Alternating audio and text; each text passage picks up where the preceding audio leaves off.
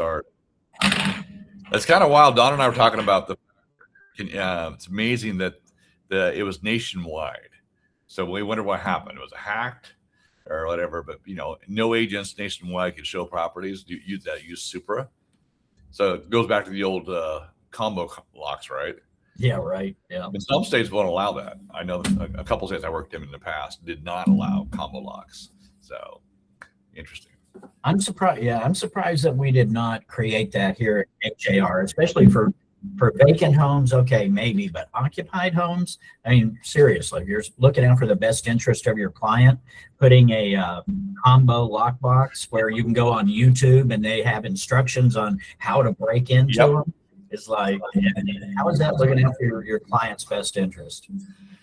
Yeah, I don't think it is, obviously.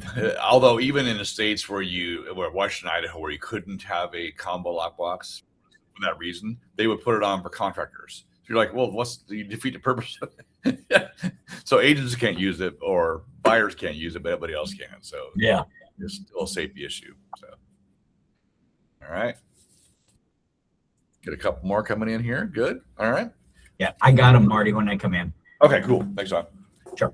What do you guys got this morning? Anything going on over the weekend? Any showings, any sales, anything you're seeing as far as the market goes? Any questions you may have? And happy Monday to you, everybody. Two leases that I executed this weekend. That was pretty much it. I did a listing appointment, so hopefully they were supposed to get back with me. So hopefully we make that one happen too. Nice. That's one of the checks that I sent you, that instead of them typing on the check HomeSmart, it was Smart Home. And I'm like, I go back to my text messages and I'm like, oh, it says on there HomeSmart. Where did they get Smart Home? That's not pretty common. We get that. I mean, obviously, it still says Champions. We got it. It says Realty Associates. We got it. It's got it. Those are way up. But Smart Home, it's different, unfortunately. So, yeah. But we've heard that a few times. People hear the name HomeSmart and they reverse the letters there, reverse the number. The name. So, yeah. Okay. I've got a question for everybody. This happened over the weekend while I was showing property. Like to know what everybody's practice is. If you're showing a property and another agent comes up behind you to show and they ask you if you'll leave it open for them, what's the answer? I had one over the weekend that I showed at a gate code, and the house had a separate code, and she just asked if I'd leave the gate open. Would you leave the gate open? And I could go ahead and lock the door. I still said no. She was not very happy with me. She waved at me, but she only used one finger when she did it. Don's number one. And so, yeah, they get pretty upset when we don't want to leave that door open. I'm like, nope, you have to use your code or you have to use your Supra so they can know who, came after me. But yeah. Yeah, I have a business card, and I said, well, that's not proof of anything as far as I'm concerned. Sorry, but no. So I didn't, and I just wondered what everybody else does. She acted like that was the most ridiculous thing in the world, that I would not leave even the gate open. I thought, no, if you get in the gate, you could break in the house. So no. The bottom line, she should have showing instructions. She should follow the same pattern every other realtor does. And all of us, when we open a door for clients, we're responsible for what happens, right? With our clients, with the property and that kind of stuff. You open the door for somebody else and let them come in, right? You don't know what happens. It's like you're opening yourself up, your broker up to all kinds of problems. So no, don't do that. I'm with you. I lock it back. And what I tell the agent is, it's on a Supra, so it's really good. And now they'll have a record of you actually opening the door and me closing the door. Right. That's the way I put it to them. So I'll take it one step farther. How about when you're showing a property, your clients are taking a while and the agent and their clients are waiting. Hey, mind if we just walk through while you're here? Nope. Yeah, same thing. Nope. Yeah, I've done that in the past. Like, but no, you don't know where they're at. You're not watching them, and you're still responsible for it. So take a chill. We'll be out of here in 5 minutes or 10 minutes or whatever it is. We have an appointment. We're going to use it. So, Yeah, that's a good. You're not being mean. You're being wise because you've now accessed the property on behalf of your clients through your license and through your affiliation with the MLS. Hi, this is Elena. Hey, Elena. You Are you can, and from the listing side, you can control that a little bit, whether or not you allow overlapping appointments or not. You can, but what happens though? Sometimes a buyer agent is running late, or they want to stop by and see something. To your point, Yep. And they can be pretty aggressive. Some of the agents, hey, can we just take 5 minutes? No. Those are the fun ones. Yeah. Yeah. How about this? That's a good question, Don. We used to get a lot of calls at other brokerages where our agents would see a house is vacant or something, and it would just show without an appointment. You have to make an appointment. From a very strict interpretation of it, when you access a property without an appointment, without approval, you are criminal trespassing. And so don't be opening the door like that to do it. And all too often you're like, hey, what about this place over here? Oh, it's vacant. Let's go look at that. Make sure you call the agent and you get an appointment. Yes, Yeah. Colleen. Ability does not mean permission. That's right. Along those lines, I one time I had a lease listing, and luckily I was on I had a Supra on it, and an agent opened to show that he went in to look at it without an appointment. And I've caught it, and I turned around and called him Uh-huh. because I was tired of stupid agents, I guess. I was like, I read the riot act. I said, you do not do that. He said, well, I knew it was vacant. I said, I don't care. You didn't have permission to go in. But I did. Systems, all kinds of stuff. Yeah, exactly. Yeah. It is. Yeah, we can go all day on this kind of stuff. We see it a lot. That's where a lot of complaints come through is agents will access a property, buyers driving by, they didn't know it wasn't on the touring list, or they try to get in, like in Don's case, hey, could we show with you? Or they preview things they want to see without making it. Oh, it's vacant. I'll just pop in. You can't. Yes, Marie. Good morning, everyone. Morning. I have another similar to Colleen. There's a lot of agents that the property is vacant and they say, oh, go show it. I just showed it. Here's the code.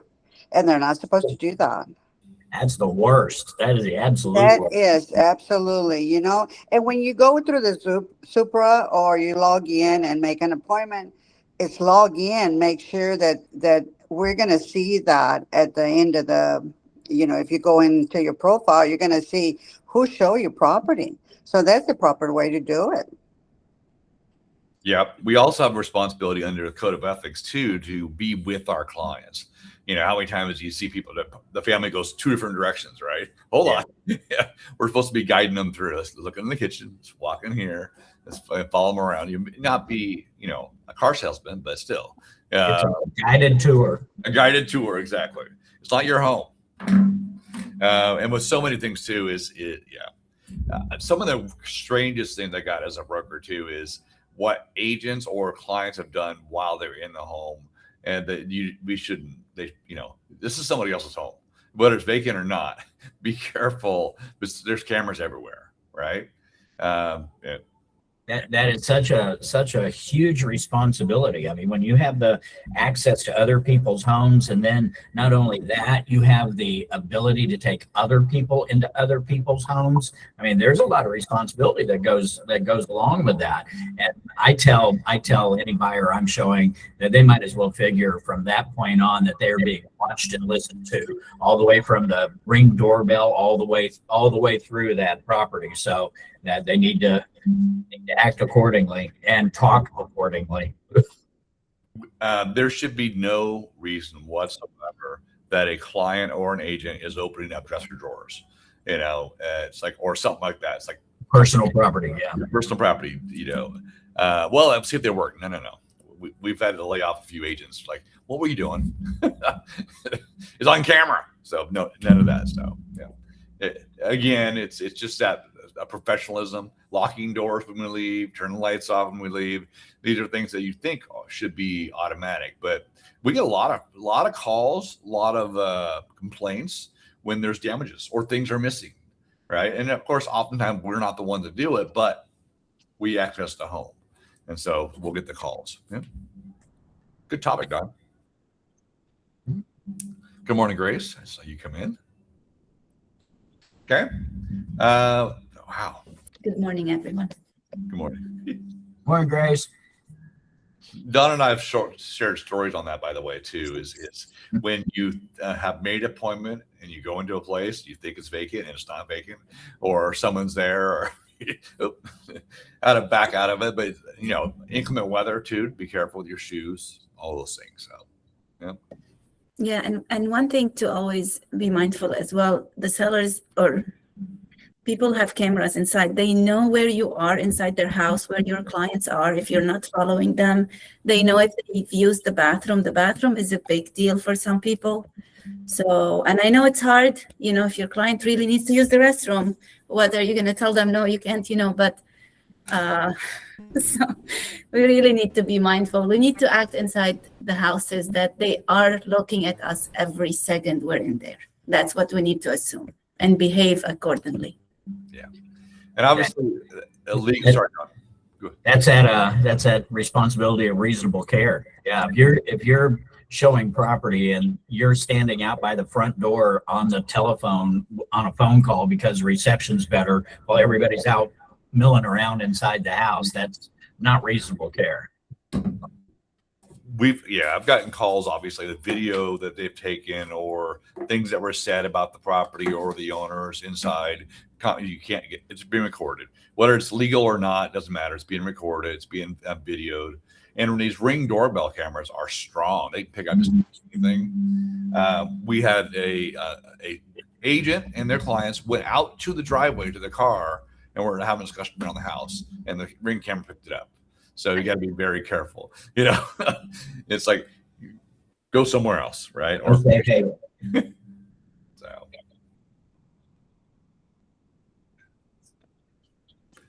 Yeah, cool. You're welcome. What else, guys? Supra, obviously, this weekend was kind of crazy. Don's had a few appointments disrupted because of it. Yeah, did nobody else get caught with that this weekend? Oh, Grace did. Okay, yeah. I was lucky, I did, but by the time I got to the listing, it was resolved, so I was able to show. I had two agents texting me, they were having the issue, and I thought one of them doesn't do much real estate. I thought maybe she forgot to pay her dues. So that was my first response. And then when I opened mine and it was doing the same, I updated it. The message went away, but I was really worried until I got to I was already driving, heading to the house. It did. By the time I got there, I saw the HR post and I was like, okay, good. And it worked. I think 3 minutes before I got to the house is when it started working. So I got lucky. Yeah, I had somebody doing an open house for me at one of my listings. He called me too, but that house had a keypad, so I gave him the code to get in. Anyway, but yes, it's very inconvenient. Sounds like someone was praying on the way there, I think. Yes, I really got lucky yesterday. And yeah. I got a couple calls this weekend. Clients might want to see land. So land's easy, obviously. No lockbox there, but still. Right on. Well, we are in our new digs. So if you guys get a chance to come by and check us out, we're here. We're still getting the sort of phone lines to work, and we're still getting the printers and all that kind of stuff jazzed up. But it's nice. Don, any comments on that? Or Raul? See Raul. Really nice. Yep. So we'll have a grand opening hopefully soon. We do have our watch party coming up here on the 26th in the training room downstairs. So I sent an email out yesterday because I had some time to get on the computer, which is nice. So make sure you know about upcoming events. So, and I know Sandy's working on some stuff and Grace as well. Unless you're going to have some really good watch party food at the Right. gallery, I'll go there. Okay, there we go. We're definitely going to have some good food. So maybe you can help me figure out what we'll order it. So Raul's good about picking out good food too. So maybe we'll have Raul pick it out. Let's do it. Yes. Yes. Elena says yes. Elena's my food critic. So we got Elena on there and Raul, we'll get it figured out. So Well, lately, must say that the food has been delicious. Good. No complaints between the salad, the vegetables, and the chicken. I guess everyone has been pretty pleasant and happy. Good deal. Carolina, you have a question? Yes, I want to know if you have an estimate, when are we going to get our final office in Katy? I don't have an estimate. We're still looking at properties. We had one where we had a letter of intent. We were negotiating the lease and they were doing tenant improvements, but HomeSmart wanted too much done and the landlord wouldn't do it. So we went on, now we're looking for another space, probably a retail space so we can do the stuff we want to it.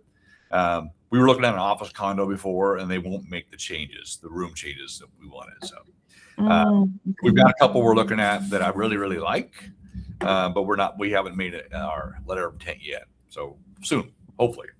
But Okay. so I'll keep you posted as soon as we have a lease signed to let you know. So Elena. Did you guys buy new furniture? I'm just wondering. Do we have a seating area at the entrance? Can we Yeah. have pictures? Just Yes. We'll take a shot. That's a good. We'll send it out today. We have a brand new conference room, brand new table, brand new TV. We brought over the existing chairs that were in the other office. That was the only thing we brought over, but we got brand new furniture for everything else. And we got two really nice, comfy chairs up front for your clients are waiting for you in the back. And then currently we have 4 workstations set up with chairs and tables right now. Lots of room. We ran out of. There's not as much room as we thought there would be. We planned for 6 workstations, so we're working on that. But and the computers are coming. Brand new computers are coming on Wednesday, so we're almost there, Elena. But yeah, you'll love it's definitely bright. It's light and bright. We have a wall of windows. Much you can't see behind me in this here. Hold on. Let me get rid of this hole here. There you go. So if you see behind me, wow, that's nice. right? So it's bright, and we've got windows, except for Raul and Dawn. They're in the dark. So everybody else got windows. We prefer that. We like to stay in the dark. I just sent some pictures to Elena and I'll share as well with everybody as it comes, and also to maybe on Facebook or so, depending. Perfect. As Marty tells us. I did want to mention something on something that happened this weekend. We had an agent doing a transaction, something to think about when sometimes you feel that you might have a little bit more experience than the other side, but then you want to keep it more into the not escalated in that way. Just say, I understand what you're doing, but you might want to focus on this. And one of them is when they're placing the compensation on both sides, on both pages, page 6 and page 10. And they have the mentality that, they are getting paid 3%, but they want assurance. So they place it on 2 places. And you're back and forth trying to get it correctly. And then, of course, they said, well, my broker says we do need it on both. And I said, well, let's just go ahead and follow up how the best way and just kind of make notes of track and to be in compliance. And by, couple of days negotiating just the commission to get it right, is completed. And then another thing that happened on that one is where it was after the negotiation, it was sold as is. They said, we are dropping the price. We're providing help with closing costs. So it's pretty much going to be an as is kind of a transaction. We understand that you're going to be doing the inspection for peace of mind.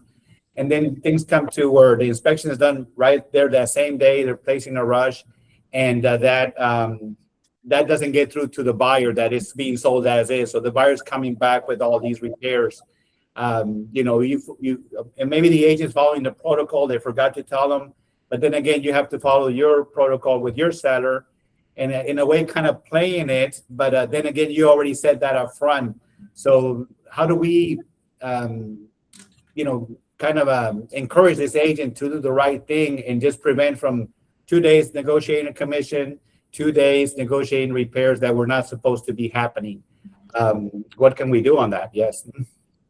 That's a really good topic. A couple of things.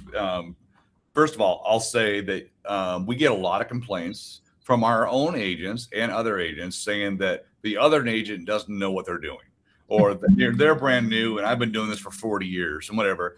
And it's usually here like, you're like, oh boy, you know. But it's worse.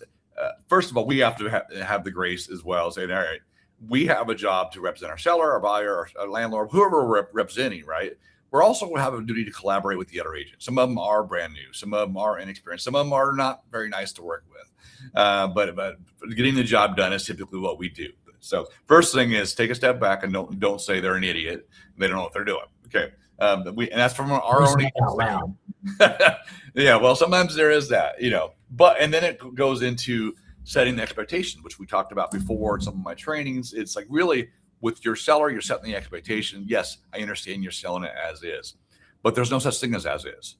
The buyer has every right to ask for everything. You have every right to say no again. So even if they say, yeah, I'll take it as is, they still have the right. They can still come back. So don't get offended. You still have maintain the right to say no. And a buyer, you're buying this as is, but you still have the right to negotiate. You know, this idea that they're selling it to you this price, so you take it this way. You know, so the more you are aggressive this way, the more you're going to piss them off. But you know, understand this, and we're knowing that we're educating buyers, we're educating sellers. You know, and then the agents are getting too emotional getting that out, right? And to your point, the commission thing, right? All too often, you know, we have our agents saying it, we have other agents saying it. My broker said it. They probably didn't say it. In many cases, they didn't understand what the broker said or have their own interpretation of it. So it's like, let's just figure this out, right? You know, I understand this. Maybe call your broker, or maybe we can figure something out this way where we get this right so that you get compensated.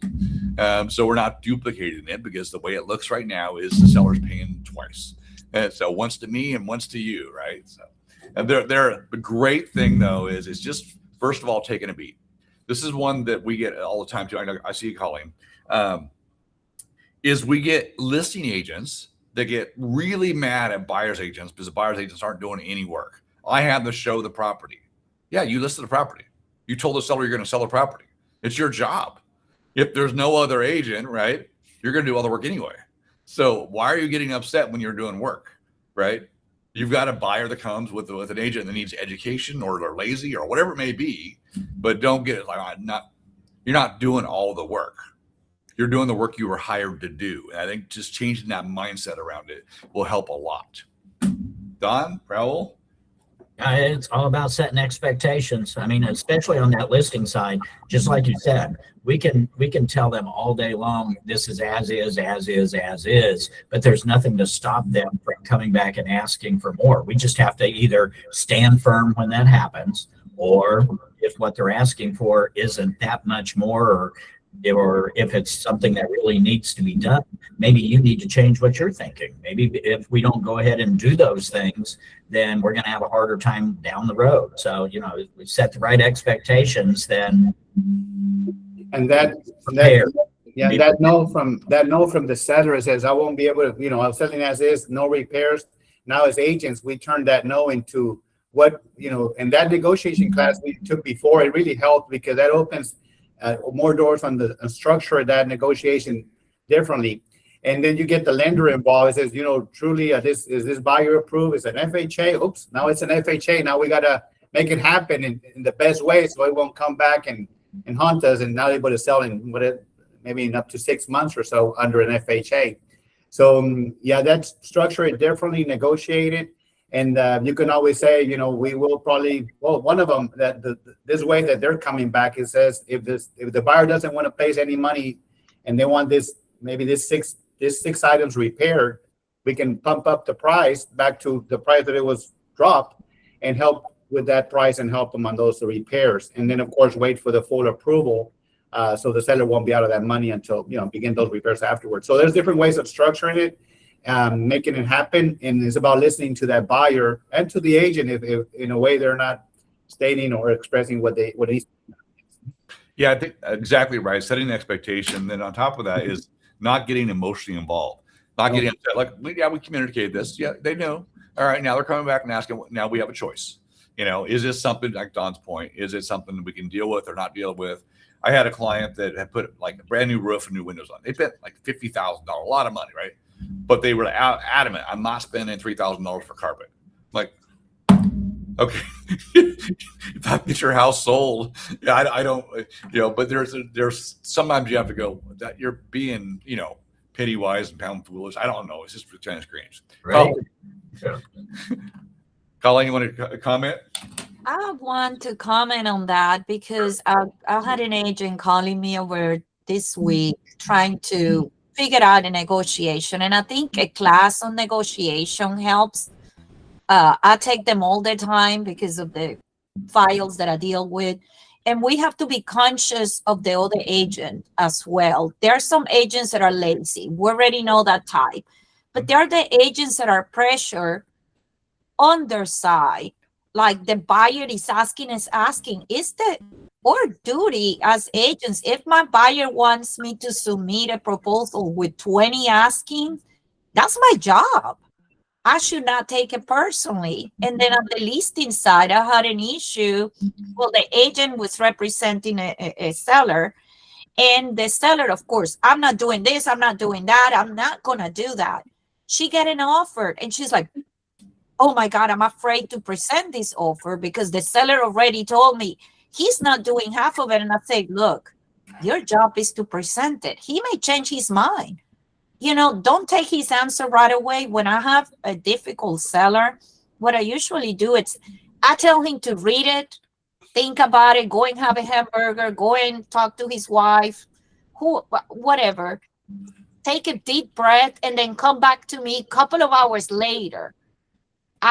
Instead of answering to my offer right away because the buyer agent asked for 20,000 items.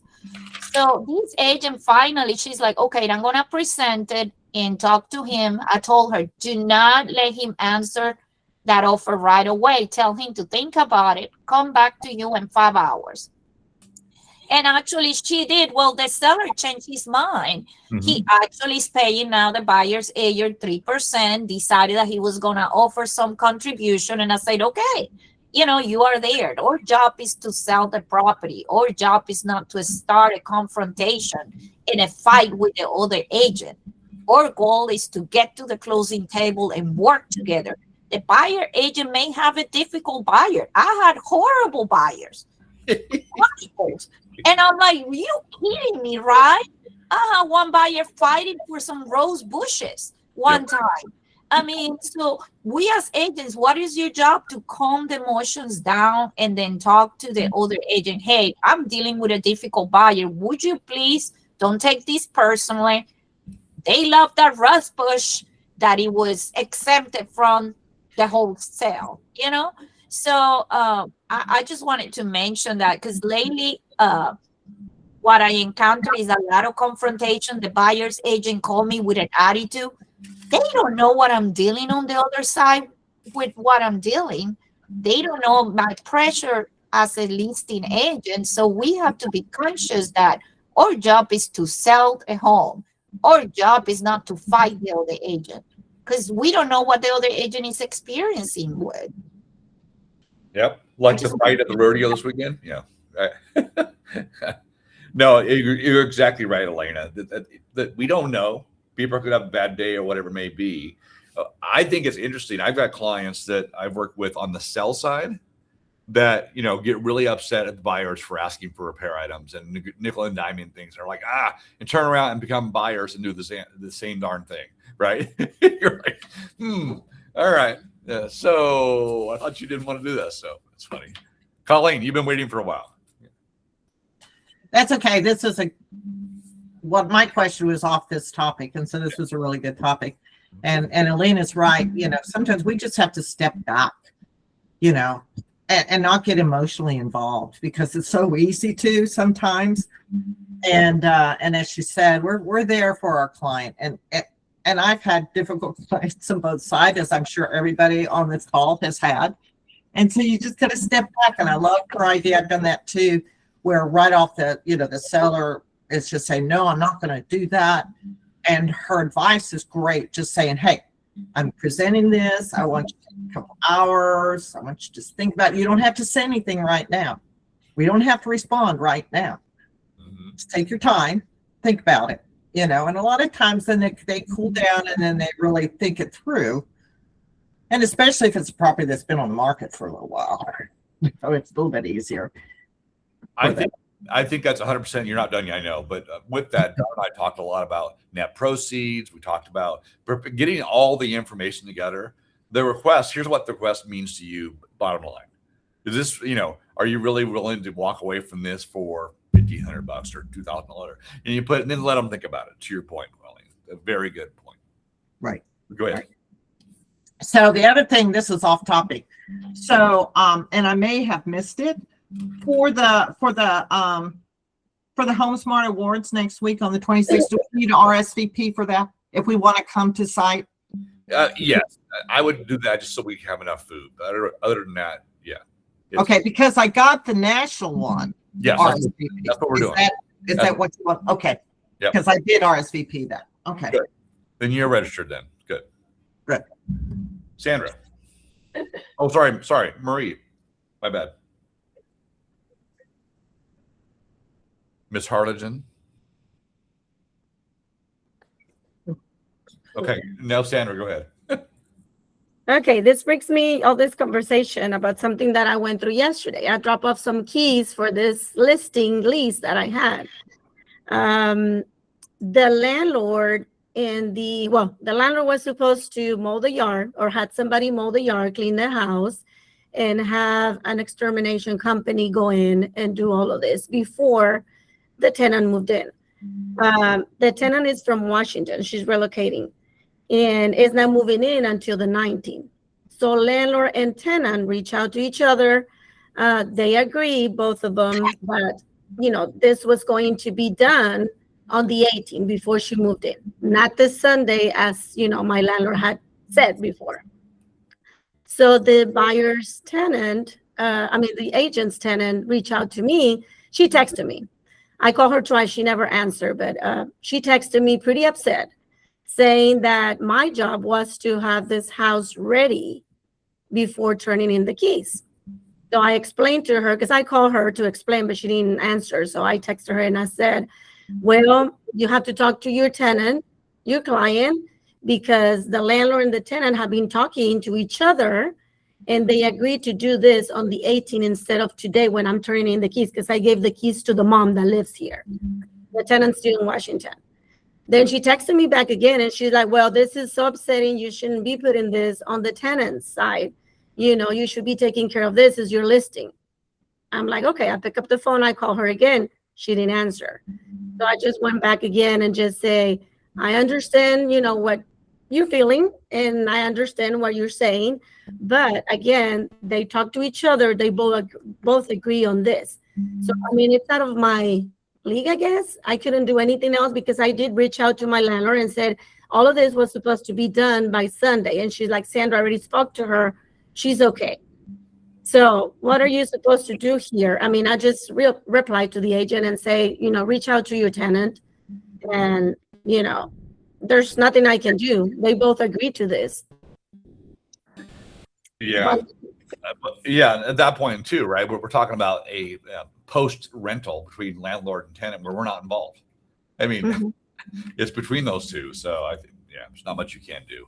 Not sure what. Yeah, and even though my landlord had said, I'm going to have all this done by Saturday before you turn in the key on Sunday, but they were talking to each other already before then. And I guess the tenant agreed to that because she didn't want to have, if she was to cut the yard on Saturday, maybe by Thursday that she gets here, it's going to be grown again. Right. Or the house is going to be dusty again. So that's something that they both agreed to. And this agent was pretty upset, and she took it on. I guess she was taking it personal because the tenant is her sister. I guess that's why. Gotcha. That's the only reason why she was back at me. And I'm like, what can I do? I just replied. Like I said, I tried to talk to her, be nice about it, but she didn't pick up the phone for anything. So. Okay. Thoughts, gentlemen? Anything? No. It's just stuff we go through. Yeah. It's crazy. And they say this is an easy job. We talk about it's a simple business, but it's not easy. That's right. That's Janice. I just had a question specifically for like our agents at HomeSmart or any of the offices. If there's a listing, do we have to reach out to each agent individually if we want to maybe share their list on our social media or anything like that? You mean marketing wise, right? 'Cause you have to get Yeah, permission. just to have listings. Technically, no. It's always a nice thing to do, because these are brokers' listings, so you have the Okay. right to advertise anything that HomeSmart does. It's still courtesy. I would still reach out to Carolina. okay. Hey, Carolina, do you mind if I mark your listing for you? Yeah. It's just I not- do. I just sometimes they don't get back to me. So I mean, which is fine. I just didn't Yeah, if know. they don't get back to you, made the effort. I'm happy with that, but Oh, okay. just do You that. can Gotcha. share all of mine. I don't mind. You I know can that's what I share say. all of That's what I mine. say. I'm like, share mine all day long. You can So, share all okay. of mine too.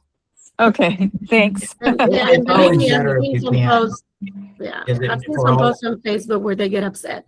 It could Okay. be, it could be under contract, and it just not been changed in MLS yet. It's always Yeah. better if you do that, just to be certain. You don't want to put something out there and it really be under contract. Right. Yeah. No, if they don't get back to me, I don't do anything with it. But I just, Yeah, but you could, yeah. gotcha. Okay. Okay. Thanks. Good question. Circling back around, Maria, are you there now? I'm here. I'm Awesome. listening to y'all. That's a wonderful conversation. Going back to the young lady that was talking about the agents and how they get upset, and in reality, we have it made now, because I remember when I went to a listing agent, there was three agents, and they would interview you, and they would ask you questions, and then they would get back to you and tell you if you were hired. So we are normally hired. It's not my broker, it's not my buyer, and it's not my seller. I work for the seller. And you're hired to do your job to the best of your knowledge. When you get a contract, put it together, put the net, show them everything, and go and have a meeting with them. Be very super nice, because people are very critical, and a lot of people get mad real easy. But our responsibility is to get the job done. But let me tell you, there's a lot of realtors that get very upset. That's one thing that people need to think about. We're not all the same. Some people are not educated on how to treat the other person. And there's something that we ourselves have to do sometimes. I don't mind doing work for other people. I go and open doors if I have to. They say, I'll pay you $100. I say, you don't have to pay me anything. I'll go and open it, because that's part of my job, to help you. But, like I said, we all are different. And the best thing to do, if the other agent is getting mad, you need to come down and calm him down some way, somehow, and talk to him the professional way, because we are hired to do our jobs as far as selling a home. But let me tell you, this is easy. We used to have it very hard. And Don knows that. And I'm sure Marty does too. You go to a listing, you didn't get the listing unless they hire you. Am I correct? It's true. Yep. But anyway, here we go, another year, and I love the conversation. I can just tell how people get all aggressive, and how things are going and how things are changing. I love the meeting. I love it. Thank you. One of the things that this reminds me of, some of the calls that we get from the broker line, often goes like this. Well, they don't deserve to make this much, but they didn't do much work, right?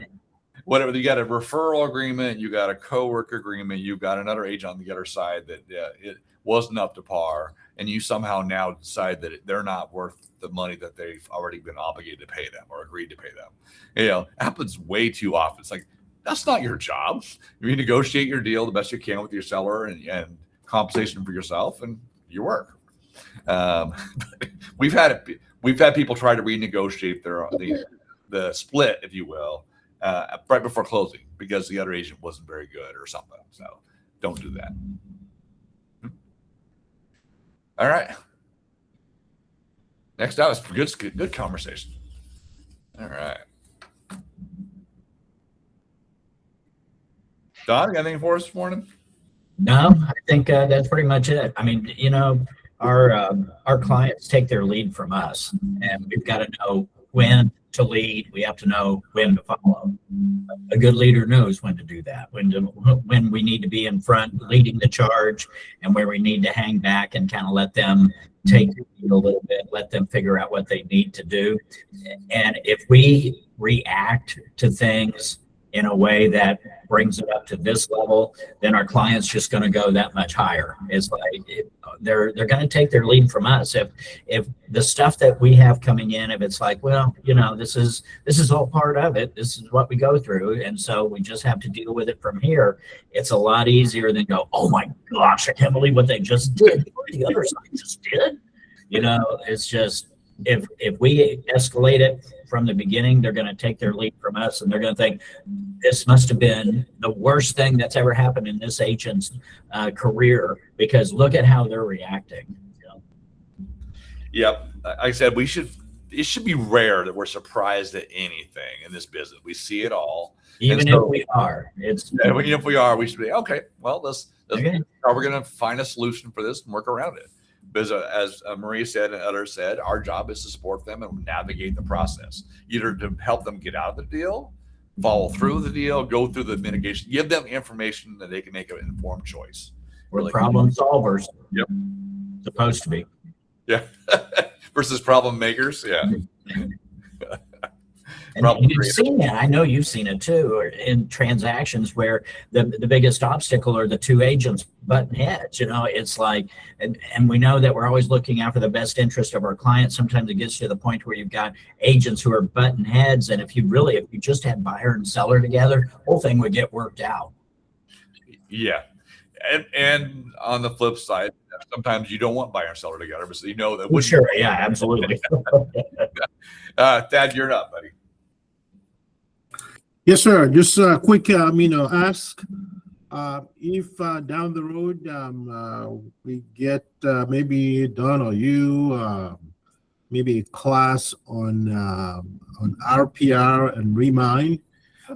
Both of these are on HAR. For premium agents, you already have this. Mm-hmm. It took me a while, when I got to Texas, to figure out that there's a tremendous amount of database and information on both, and those two can be interfaced in a very effective way into your calendar and stuff like that. So maybe a class on that.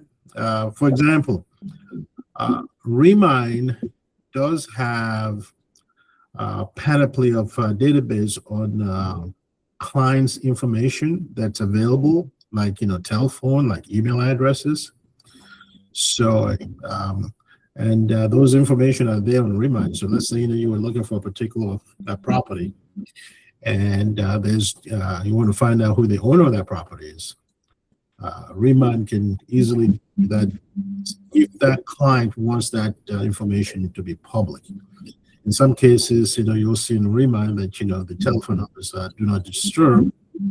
Obviously, you don't want to use that, but a lot of times, you get valuable information, email addresses, owners, how much they have left, and stuff like that. Between RPR and Remind, yep. I'm still learning it. Both Remind and RPR are great tools. We should all learn them. And write a good call out about getting someone to do a class or doing a class ourselves on that. But to your point, a lot of our agents use Remind for doing farming. The whole neighborhood, get addresses, get the vacant owners, that kind of stuff, absentee owners, and do a mailing list to them. So it's really good. So, good call out, Ted. Nellie, you're up. Hi, good morning. So I just bought my first new sign, jar sign with the new logo. Yes. And my question is, do we have to have the office number in the sign? because I put my name and my cell phone number, and I was just wondering because my number, it just shows the letters are smaller, like way small. So I did not order the sign with a barcode. Maybe that's why I should have order it with the barcode. But I didn't. So I was just wondering, for compliance purposes, what are your recommendations? No, you don't have to have the office number on there. You can have yours. You can have the office number and do a writer with yours on it, or you can have your cell phone number. Just has to be the office logo and this right size there. Now we had I think Grace had ordered signs where the writing was too small. They were able to correct that. So make sure that take a picture, send it over, and work with MDC. I think we can fix that. Yes, because I did email them, and when I got it, I was like, wait, it's just that the phone number is just way smaller. I mean, the old signs comparing the two, right? Right. It was the letter were more visible, right, from far away than what it is now. So I didn't even want to put the sign out because it was just the numbers is too small. And I see Sandra has hers in the background. So I was just trying to see hers, to see if it looks like mine. And I see the numbers. Yeah, I was just trying to see hers. I got mine as well, and the numbers are super small compared to the ones back here. These are big. Mine are really small. Right. And I ordered 3 more. So I don't know. I hope that they're gonna come in with bigger numbers. Yes. And then did you order with the barcode? I'm sorry, Marty. No, you're fine. My first 2 I did. These other 3 that I ordered, or these next 2 that I ordered, they were without the barcode. I'll put a picture on it. My picture. Okay. But the barcode is picking up your name and number, right? Is that what it's doing? When No. someone scans it, it pretty much gives them the information for that property and any other property around the area. Oh, What okay, I that's what I noticed thought. if somebody's driving by, and I just got a lead from one of mine about 2-3 weeks ago. If somebody's driving by, scans it, it gives them like a little questionnaire. If they fill it out, you get that person's information. Oh, okay. Yeah, because I didn't know. I was wondering what it was doing, if it was picking up my name, my phone number, because I also tried to test it and it was kind of picking up like around the area. So that's why I didn't order it with the barcode, because I wasn't sure. You have 2 choices now. This is why I'm trying to break in here on the barcode. This is brand new for HomeSmart agents. If you order it standard with the standard QR code on there, it is My Home or Next Home. So it's the closest HomeSmart listing to the sign. So if you have it at your listing, it will pull up your listing, and like Sandra says, you'll have a chance to put the information out. That lead will come to you. So it generates leads. You can now customize your own QR code to go wherever you want it. So, but you have to order it when you order the sign. You can actually order a sign with a QR code that goes to your website, Nelly, if you wanted to, or to whatever you wanted to. So either it's a standard My Home where you can put it, every listing you put it on, it will show that listing first and everything around it for your listing, or it could be customized so that every sign you have goes to a specific website. So you can do that now. Well, I have a question for you, Marty. Sure. The barcode is wonderful. I think it's good marketing, but also since we're in South Texas, I think this office should have, all the agents should have the office number real small and their number real big, because if they don't, it's going to go to Houston, and there is no one in Houston that can take care of the properties down here. So I suggest that we have the office number small, of course, the logo, and then their cell number bigger than the office number. So that should take care of it. This way, it won't go to Houston, and then they'll say, "Well, nobody's answering," or "How can I get information on this property? The agent is not answering the phone." So, what do you suggest? Is that okay? I mean, I feel you can do that down there if you want, Marie. In our up here or anywhere, they're not required to have the office phone there in the first place. They're required to have a number there, and so they can contact. So it'll be their cell phone. Fine. But if you want to have an office number down there, small, and then a cell phone on, that's fine. Just so we won't miss the calls and we won't miss so we won't miss the calls on the showings. Right. All right. Thank you, sir. That's another one of those things that comes to the broker line quite a bit. I'm not sure how many we've got in the last couple of weeks, Don and Raul would say, but we'll get calls say, hey, I'm calling on this listing and I can't get a hold of the listing broker, or the listing broker didn't left the office number to that point, either assigned or in the MLS. You're like, okay, well, who is it? What listing? So we have to look it up and say, this is so-and-so, here's their contact number. We can't transfer from our line. So that is one of those things that as a listing agent, you should make yourself available. Make sure everybody knows who to call. So, yeah. Thank you. Mm-hmm. Yep. And like I said, and Elena agrees that the office number makes sense, is professional. Yeah. You're not required, but it's your sign. So make your sign the way you want. As long as it has the HomeSmart on there in the proper size, we're good. Yep. Don. Yep. Renee, that's right. I've taken that one before. It's been a while. And then that's right. CNE, what's that mean? Certified Negotiating Expert. Yeah, that's right. Or CNE is after one class. MCNE, Master Certified Negotiating Expert, is after 3 classes. Nice. Yeah, both of those are great classes. So maybe we can get someone to sponsor them. Someone to do those classes. Oh. Maybe someone we know, Don. Who knows? Mm-hmm. Ral, you got anything else for us? We got about 7 minutes left. Let's see. And I wanted to add this situation where there's an agent from an outside firm trying to contact one of our agents. We're going to put this kind of in this kind of a view that's happening or situation where they're trying to get a hold of our agent for about 7 to 10 days already. So we communicated all the way up to smoke signals with him, email, voicemail, of course, text. He's receiving all this information. He did contact us and contact me back this Saturday that he's been taking some classes and so forth, been really busy.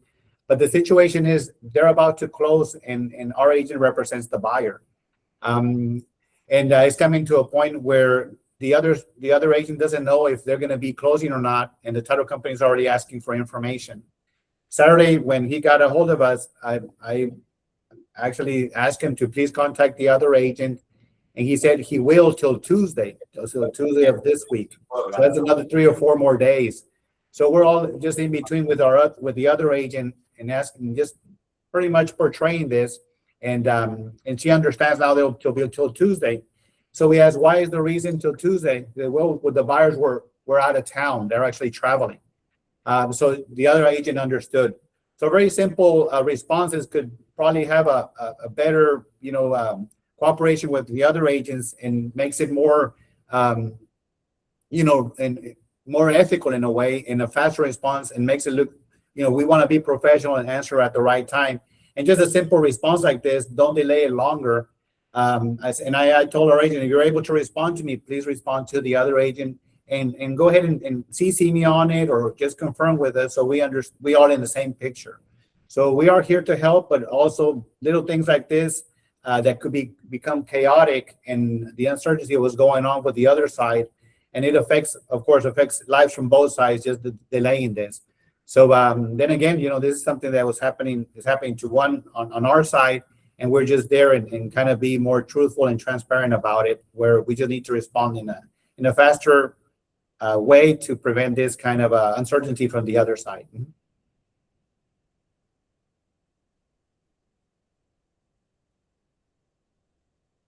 I'm talking and I'm muted. Go figure, right? Nice job. Yeah, very good, Raul. I just thought of something too. I have a personal one that I'm working on where we're scheduled to close middle of April, and the listing broker said, "Hey, the sellers can be out sooner. We're ready to close on the 31st of March." I'm like, "Great for you. Buyers aren't." But they've got a short-term rental. There's no rush for it. But here we go. But it's almost like this expectation: "Hey, we can close earlier. We'll set closing for this date." That's what the contract says. Contract says, it's negotiable. I'll pass it on to them. But yeah, a lot of these have to do is just coordinating, and then communicating to make sure everybody's on the same page. Good job. Yep. And I know that there's the guy in the room there. So, Raul, anything else? Anybody else? 3 minutes. You got last question, maybe. Last comment. That's all from my side, yes. Mhm. I will say this: we are still moving out. We have some stuff left in the old Galleria office.